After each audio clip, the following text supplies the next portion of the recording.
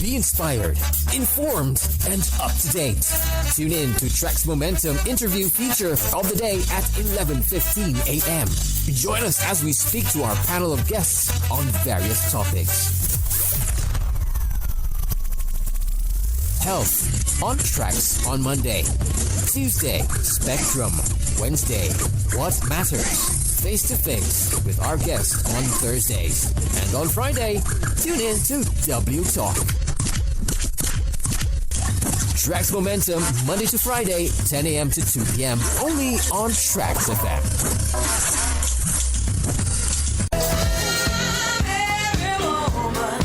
Do you want to know more about women empowerment? Good morning. Welcome to this week's edition of W Hey, how's Talk. it going? This is TRAXX Momentum with me, Diana, on the Friday edition. Good morning and welcome to W Talk. Right, Women Talk. Welcome back to W Talk. It's calling you in the studios of TRAXXfm.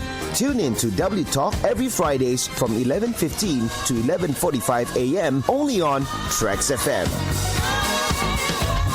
Direct to your home, in the car, or at work with 50,000 watts of power and no satellite dish required.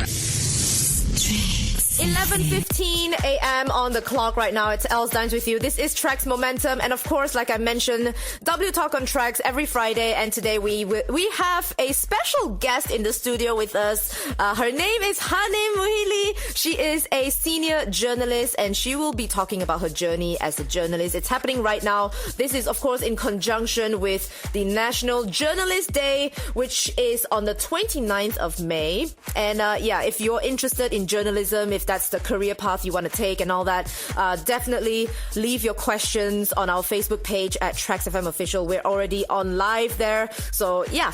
And, before I spoil everything for you, Hanim, good morning to you. How are Morning, you? Els. I'm good, thank you. I'm a bit nervous, to be honest. You don't sound it. I'm always on the other side. Understand? So this is understand. It's always like that. But Thanks for having me. I must first thank everyone at TRAXX for having me. I feel very appreciated. Oh, that's so nice. Yeah, thanks. TRAXXfm says welcome. Thank you. But anyway, so basically you are no stranger to the TV screen from the world of news. But I don't want to spoil. I want you to tell our listeners. So could you tell us a little bit more about your background? As in what I do? Yes. Now? Well, like you introduced me well. I have been in the media industry for close to 20 years. So I'm just short a few months to 20 years. Oh. And I have always been with RTM. I think we'll be talking a lot more about what I've done later in the interview. Of course. But yeah, I graduated from a university in Western Australia in broadcast journalism. Right. So that's like basically what I do now. All right. So yeah, I've always been very interested in TV journalism, and I'm glad I get to do what I do. You know, it's not like you don't get to wake up every day and say. I love my job. Yeah, I love my job and I get to do what I love. I know a lot of people say it should be the other way around, right? You should love what you do. Yeah. But in my case, it's like doing what I love and loving what I do. Yes. Yeah. Of course, you have a lot of ups and downs in this career, and there are a lot of obstacles, challenges. Yeah. I've gone through a lot of them. But at the end of the day, when you wake up in the morning, you're like, I'm doing what I've always wanted to do. That's good. So what kind of drew you to journalism? Because it's definitely not when you wake up one day, I want to be a journalist. Was it for you? It's almost like that for me. Oh, really? But that's not exactly it. Okay. But well, honestly, what happened was I grew up as an introvert. Okay. Yeah. Same. So that's really kind of strange because. But I was always very curious about a lot of things. Like, they say that, first to be a journalist, you have to be someone who's always curious about a lot of things. And that's me. Right. So growing up, I was always asking a lot of questions. I mean, I wasn't the hoo-ha kind of kid. Yeah. But I was always asking a lot of questions. And then I realized when I went to high school, to secondary school, I realized that it's something to do with what what I actually enjoy doing on a daily basis. Like I like asking questions and I love writing. That's the thing. I mean, so this whole thing started in secondary school. Yeah, but I didn't really explore myself. Right. So I didn't really know what I wanted to do. So I went to a university, where journalism and media studies were basically the IT courses, in the IT course there. So I was very interested very, very early on. And it was not until one of my lecturers told me that I think this is what you should do. How did your parents react to it? Like, were they supportive? They're very supportive. At first, they were kind of, I think, shocked. Yeah. Because it's we don't have any journalists in the family. So we're like, so I think when they first heard that I was very interested in doing journalism, they were like, okay, you can go ahead, and see where it will take you, and they've been very, very supportive. Wow, so, that's amazing to hear, because when I told my parents I wanted to study mass comm, they were like, no, you study accounting, girl. You go and study accounting right now. So I'm like, okay. But how is it for you now? It's good? So I got my accounting degree. Like, you did? Yeah, exactly. Wow. So that's why it's so inspiring to see people like you, right? You go and study that, and then now you're actually doing that. Yeah. I studied that, and then I just found out like, okay, this is not my thing, and then I ventured into radio. So good there for you. We go. Yeah, good for me. Thank you. So you mentioned that you majored in broadcast journalism. So journalism is such a big word, like it's such a broad what do you call it, a topic, right? So what's the difference between traditional journalism and news broadcasting? Because I could never tell this. Like, I only know journalism. First, I knew journalism because it's just writing and stuff like that. But then it's so much more than that. Yeah. I actually did media studies. So in media studies, you focus more on... there are several things that you can focus on under media studies, right? You've got journalism, broadcasting, and then you've got PR, and you've got advertising. So I went into broadcasting. Right. So under the broadcasting line, you have broadcast journalism, which is basically what I'm doing right now. Right. So the difference between, a lot of people have asked me this, like, what's the difference between the traditional journalism and news broadcasting? They're pretty much the same. Like, under the broadcasting is huge. I mean, it's a huge area. Of course. I mean, under broadcasting, you've got TV. You've got TV. Yeah, you've got TV. You've got radio. And what I do is basically okay, this is how it is. It's very hard to explain. But so you've got broadcasting, right? Okay, so you've got journalism, right? Under journalism, you've got TV, you've got radio, you've got the print journalism. TV is what you call broadcast journalism and radio. Right. So under the broadcast journalism umbrella, you've got news, and then you've got documentary, and you've got other stuff as well. So news is just one of them. So it's just how you interpret the whole thing. Okay. So because I could never tell a difference, and if someone walked up to me right now, I'd probably just repeat what you just said. Yeah, you can be a journalist and not necessarily be a news journalist. You know? Yeah. So that's cool. There's a lot of areas that you can actually explore under journalism. So that's really cool. So what are your thoughts on the public's reliance on social media for information? Because nowadays everything is on social media, and like you get your news from social media and stuff like this. So what's your opinion? What are your thoughts about this, getting the news from social media? Are you a social media addict? No. Do you have social media accounts? I do. Do you have to look at them like every day? I do. Really? Yeah, but I won't call myself an addict because I actually just go on social media once a day. Yeah, I know. I probably sound like I'm 75. No, I'm not really good. 75. I don't have a Facebook. Oh, really? Yeah. But nobody uses Facebook anymore. Yeah, but people often ask me, like, why don't you have a Facebook? Oh. I don't. Right. Okay. Isn't that strange? I mean, as a journalist, people find that strange. I don't know. It's just, I have other social media like accounts, normally people nowadays, they don't really like post stuff on Facebook, like, you know, like my daily, what I eat, what I wear. People post that on Instagram. So that's what I mean by when I said nobody uses Facebook. But for information-wise, I think I still get most of my news from Facebook and stuff like that, and Twitter. Twitter, yes. Yeah. So do you have a Twitter? Yes, I do. See, we get our news from Twitter sometimes, right? I mean, it's something you can't avoid these days. Social media is going to be there for a very long time. I mean, you can't avoid it, you know? And the challenge for us now is whether to believe the social media news, whatever they have on social media, or... I mean, it's very difficult to explain as well, because everyone's always on their phone. Yes. And people just... tend to believe whatever they see and whatever they read on social media. Yeah. So it is something you cannot avoid. I mean, it's going to be, like I said, it's going to be there for a very long time. It's just I think to control the usage is going to be very, very difficult. But yeah, you can't avoid having it in your daily life. There we go. And that's how sometimes spread of misinformation happens, right? Correct. So there we go. Correct. And okay, moving on to this one, right? Several media organizations had offered you a job as a journalist, obviously, because you've got like so many experiences and stuff like that. So why did you choose RTM?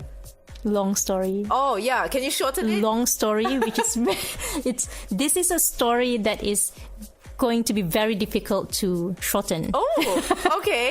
No, I was offered this job. Right. About 19 over years ago. Okay. I think by the same person who took you in. Yes. Yeah, you know who she is. I know. Okay, shout out to Noriani. Big shout out. Yeah, so she took me in. She was the chief reporter. She was there was this message that I received from someone, a common friend, who told me that RTM was looking for a news journalist. Right. Funny thing is, I wasn't even really here at that moment, at that time. I mean, I was... Where were you? I was still in Australia. Oh. I came back for holidays, and I was supposed to go back. Oh my goodness, we are in the same situation. Really? I was supposed to go back to the UK. Oh. And then because you got this job, so you stayed on. Yes. So that's what happened to me. Oh my goodness. Yeah. Of course, there were other offers as well, and I'm not gonna lie to you. I mentioned earlier in the interview that there had been a lot of ups and downs. Of course, when you get frustrated over several things, and you tend to want to walk out of this place. Yeah. But at the end of the day, I always look back, thinking that when nobody realized what I could do, and this place took me in. Yeah. So the loyalty is there. Yeah. The loyalty is strong. I think that's basically why I'm still here. I see. Yeah. I see. And you know what? We're going to come back and ask you, like, you said you mentioned like a couple of months from now, it's 20 years. You don't look, I don't know, you're like a vampire, so we're going to talk about that in a bit. We'll be taking a short break right now. Fancy a fresh cup of tea and scones? Then head on to Cameron Highlands. TRAXXfm 101.1. Do you want to know more about women empowerment? Good morning. Welcome to this week's edition of Hey, W how's Talk. it going? This is Tracks Momentum with me, Diana, on the Friday edition. Good morning and welcome to W Talk. Right, Women Talk. Welcome back to W Talk. It's calling you in the studios of TRAXXfm. Tune in to W Talk every Fridays from 11:15 to 11:45 a.m. only on TRAXXfm. You got it locked on the best radio station. TRAXXfm. 11:28 a.m. on the clock right now. And of course, if you're just tuning in, it is the W Talk on Track session. We have Hanim Muhili, the senior journalist, and she's talking about her journey as a journalist because of obviously in conjunction with National Journalist Day happening on the 29th of May. We're also on Facebook Live right now at TRAXXfm Official, so you can check that out. Leave your comments on there. And we're coming back to this. I mentioned like a couple of seconds ago Because you've been in this profession for more than 20 years. No, close to 20. Close to 20 years. Close to 20 years. And you don't even look, you look like you're 20, so I don't know what's happening there. So, could you tell us more about some of your... you a drink? Food lah. Yeah. Hanim. Right. Could you tell us a little bit more about some of your... How I stay young. Stay young, yeah. The challenges of staying young. No. The challenges of... Remember what I said earlier? When you love what you do? Mm-hmm. I always tell people who ask me the same question. Right. It's not every day you get... I mean, you don't get to hear people saying every day that they love what they do. Yes. Right? Completely agree. Yeah. So I don't know how I've stayed young. Okay. Yeah, I think it's probably doing what you really enjoy doing. Mm-hmm. And I've been blessed. Right. Because not everybody gets to do what they like to do. Yes. And yeah. And just that. Probably just drink a little bit more. Yeah. Water and stuff like that. But other than that, yeah, I don't really have any regime. Like, no. so do you have like any kind of like, what are the biggest challenges you had to overcome? Like, top of your head, what's one of the biggest challenges? Like, as almost 20 years in the journalism field, what's one of the biggest kind of challenges that you have ever overcame or something like that? Do you have any, or it's just a breeze, a walk in the park? So many. Oh, really? So many, but it's so I just can't think of one specific thing to talk about. But it's just there's so many challenges. But you know, when you talk about challenges, it's not just about the job. It's sometimes the journey that you go through. And for me, it's not really it's not really what I faced while working on a job. Right. So it's a lot to do with the environment. You know, sometimes you get really upset. Yeah, when it's not even your fault. Yeah, about your environment. And sometimes you don't get the support that you need. It's things like that that sometimes bring you down. And it's not always working on a story that's challenging. Right. It's always the support that you get. The support, the environment, the people around you. And sometimes the competition can get really nasty as well. So that's when it gets really challenging. Yeah. So how do you overcome that? Like, itu saja lah. Like, no, it's just like that. Life, c'est la vie. Yeah, I wish it was that easy, but no. I get really upset most of the time. Of course. When things like that happened. But cry. There's nothing you can do about it. I mean, you just have to keep telling yourself that you know, this is just a temporary setback. All right, that's really cool, inspiring, because I always dwell on it. So really, I always dwell. I used to dwell on situations like that, but you know, as you get older, you're like, you know, right, things are just gonna happen. So there we go. So you have won several awards, right, including the Anugerah Sri Angkasa. So how did you feel when you earned those prestigious awards? I don't really think about it, you know. Yeah. So when you got the trophy, it's like, I deserve this. I deserve this. I'm a queen. Yeah. Is that how you felt?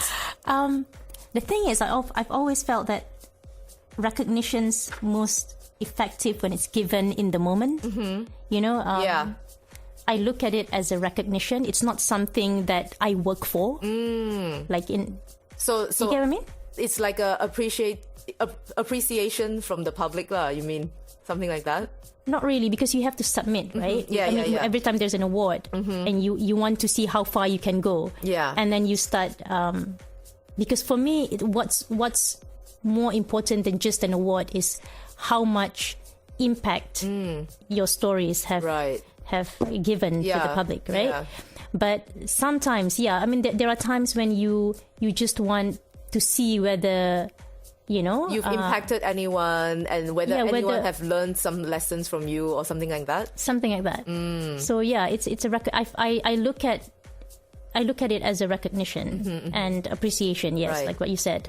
But it's not just about an award. Right. Yeah.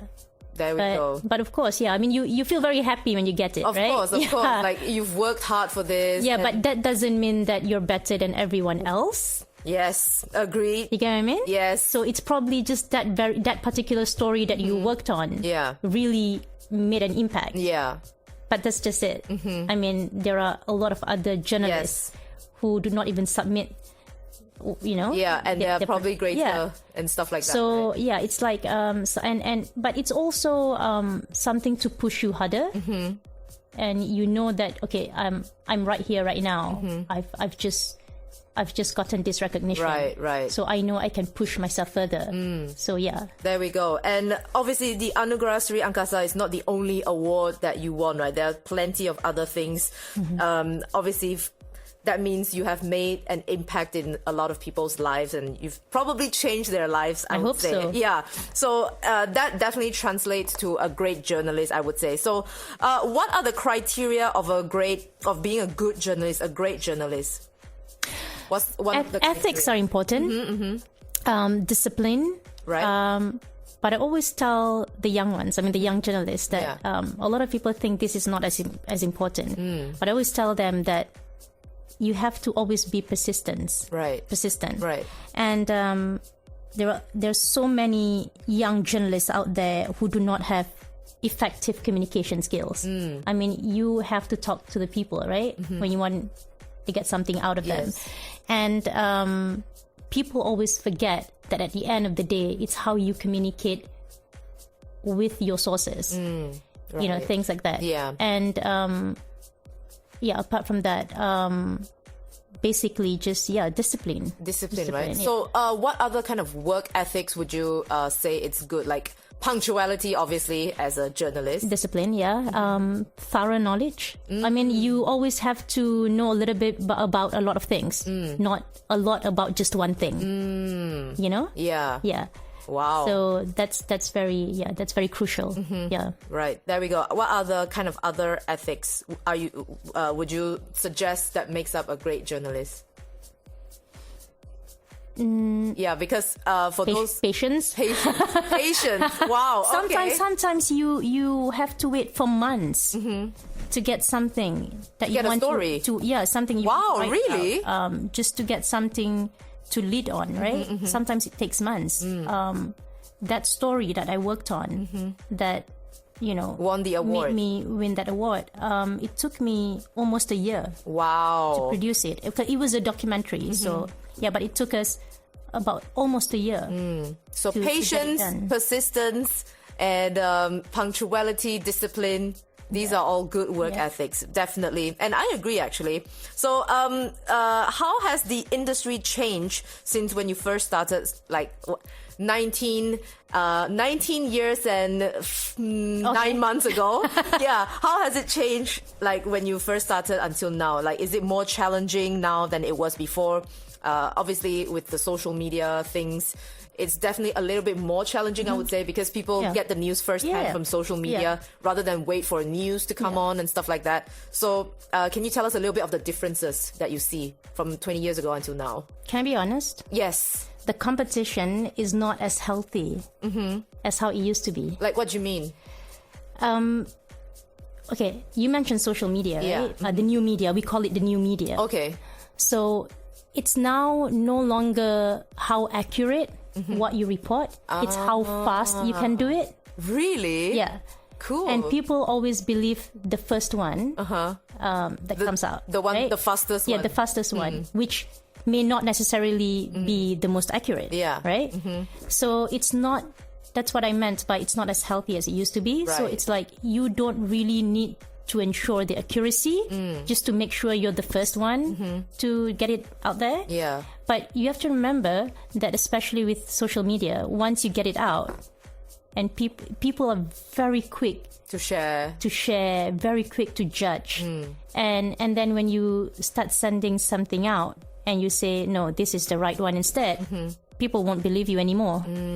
So what I meant by not as healthy as it used to be, it's basically just people don't really care about the accuracy anymore. So being a journalist in the mainstream media, like the traditional media practitioners, we find it, I mean, I may not be talking on behalf of everyone, okay, but it's just not as exciting as well. Right. Because people are just wanting things to be out just for the sake of, being the quickest. being the first. So yeah. Right. So those days you've always wanted to be the first to ensure that whatever that you say is the most accurate. Yeah. So yeah, that's right. So that's the biggest now. difference. I mentioned that it's cool because I'm talking firsthand to a journalist that has seen it from 20 years ago until now. And now that you mention the competition right now is who gets it out quickest. Right. Yeah. So what about like 20 years ago? Who gets the most relevant information? Correct. Correct. Yeah, So I would say so. Yeah, because we didn't have social media, right? And you only have.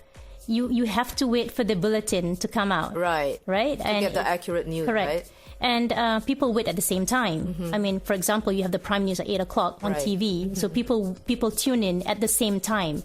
So regardless of whichever TV station you're watching, you're waiting at the same time.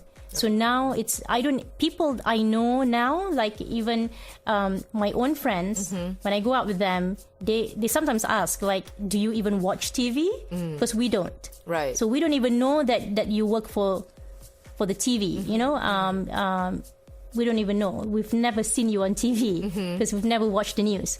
So these are people close to me, and they tell me that I only new media. Yeah, rely on new media. I rely on the new media, on social media. Right. So why the need to do this? Yeah, that's the challenge. Yeah. That's the challenge. I think I get a few like same comments as well, because sometimes let's just like talk about the recent one, right? Like 2020 when the COVID-19 thing happened, and then we had to wait every day at 5 p.m. to get the real like numbers and stuff like that. Yes. And then now it's like, okay, everyone's publishing it, and I guess I see the competition and I feel it, you know what I'm saying? Because like 2020, a lot of my friends would say, hey, how many cases?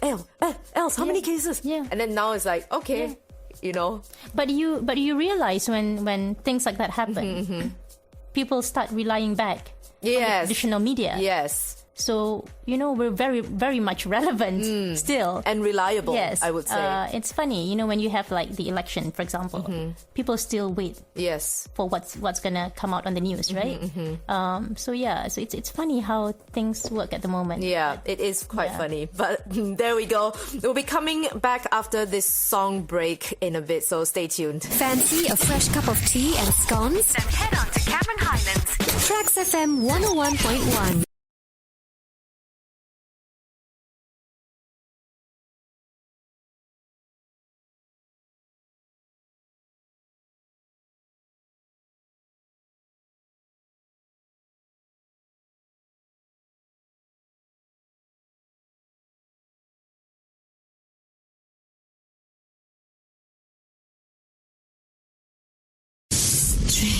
It's 11:44 a.m. on the clock right now. If you're just tuning in, we are talking to Hanim Muhili, senior journalist, in conjunction with National Journalist Day, 29th of May.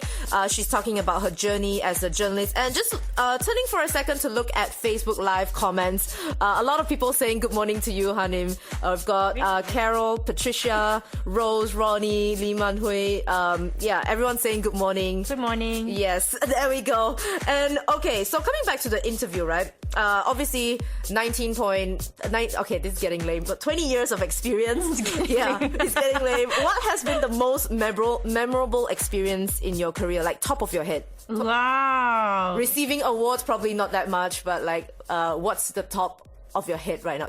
Too many. Oh, really? Yeah. Pick one. The thing is,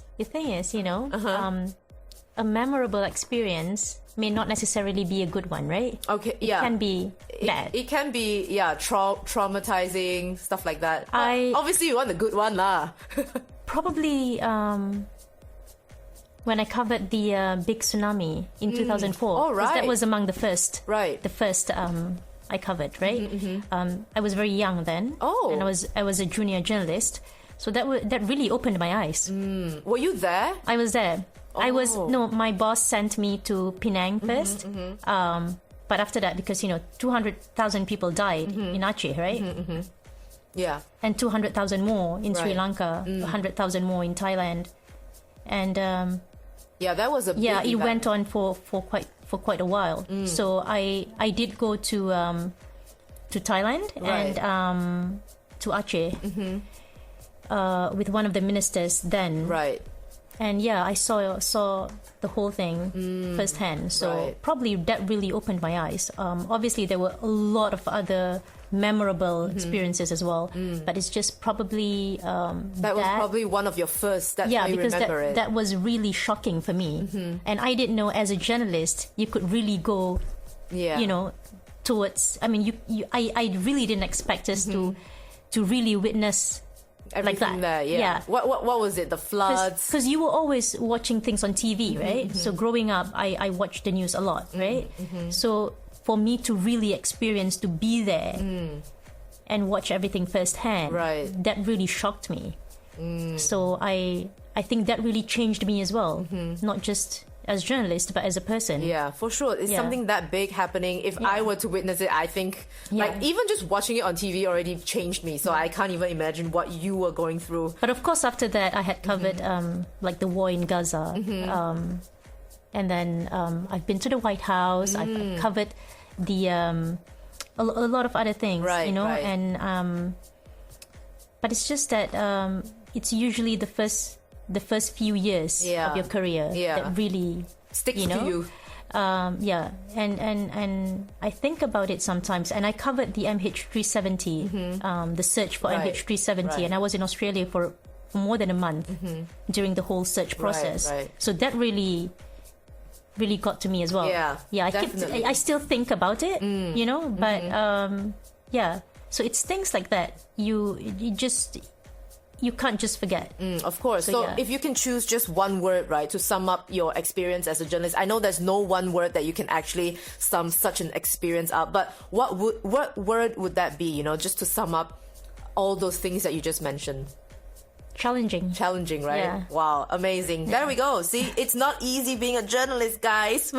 All right. But anyway, we are, of course, like I mentioned earlier on, the National Journalist Day is held on the 29th of May, right? So Malacca will host the National Journalist Day 2022, also known as Hawana 2022, on Sunday, May 29th, with our Prime Minister set to officiate the event. So how do you feel about this? Obviously, you're going to be there. So no, why am I not invited? Are you not? Don't joke right now. No, really. Oh. No, anyway. I knew it. No, really. I'm not invited, but no, I'm not upset. Okay. Really. I mean, it's good it's good seeing. Is it called Hawana? Hawana. The Hari Wartawan Nasional. Yes. Yeah. It's good. It's good to finally see us being recognized. But we have a long way to go. Yeah. And I hope that, Grace Kelly used to say, the freedom of the press works in such a way that there's not much freedom from it. So that's funny. And I hope that moving forward, there will be much more freedom of the press. Yeah, for sure. Much more freedom of media. It's not going to be easy for us living in this society, living in this country. There are a lot of sensitivities that you have to really look at. But I hope, moving forward, we'll be able to get there. I mean, it's going to be a long journey. Yeah. But hopefully we're going to get there. Yeah, for sure, definitely. So before we let you go, do you believe that more women should pursue careers in journalism? And do you think that more women should pursue their careers in journalism? In Malaysia? Yes. Or anywhere around the world. Because, Yeah, but because the situation varies based on the country you live in. Right. Like in India, for example, journalism is largely seen as men's work. But in the United States, you have more female journalists than male journalists, right? In Malaysia, I think it's pretty much balanced. But I think I see more female journalists out there on the field than male. But the thing is, I think we need to be able to let people know that this is a career where you cannot be biased. It's not you cannot. How do I put this? Favor which one more? No, it's not. It's not what I'm trying to say. It's you cannot be gender biased. Right. Mm-hmm. It's not a job solely for men. I know there are a lot of female journalists in the country, and we probably have more female journalists, like I said, than male. But it's just we're probably not given as much opportunity. There are a lot of opportunities out there, but there are always. I mean, you always tend to hear people say. I mean, even at work, right? You always say your superior, saying, "Can we give this to the guy or to the man because it's too dangerous for the woman?" And I always disagree to that. You know, you know what you're getting into when you step into this world. Yes. You step into this line of work, you know it's going to be dangerous, right? Agreed. So it's very unfair to say that I'm not gonna send you for this assignment because you're female. Yeah. So I think that kind of mindset, that kind of stereotype needs to change. Right, there we go. So if you can change that, then I think it's going to be more exciting for women to pursue their career in journalism. Definitely. Well said, well put together in words. So, all right, before we let you go, for those of you who are wanting to pursue a career in journalism, Hanim, what is your message to all journalists or people who are interested in the journalism field? Good luck. Good luck. Know what you sign up for. Yes. Good luck. But if you're already in it, I would just say have fun while you're at it. Have fun. If this is really what you want to do, then do it properly, and don't just get into it because you think it's going to take you. I mean, it's not. You're not doing this for the money and fame, because you're not going to get it, right? There we go. Yeah, but speak real. Yeah, but I mean, the money is not. Is that's out of question, right? Right. But if you're doing this because you want to be popular, you're not going to get there. Yeah, because people at the end of the day want to see how hard you work. So you really have to work hard. There we go. To achieve whatever you want to achieve in journalism. But if you're thinking about joining, all the best. All the best. There we go. Wise words from Hanim Muhili, senior journalist, and she has been talking about her journey as a journalist. Thank you so much for being here today. Thank you. Thank you. You're so sweet. Aww. Thank you again. I'm so glad I got that. I have to thank once again to everyone at TRAXX for having me. Thank you. All right. Thank you so much. Have a good day.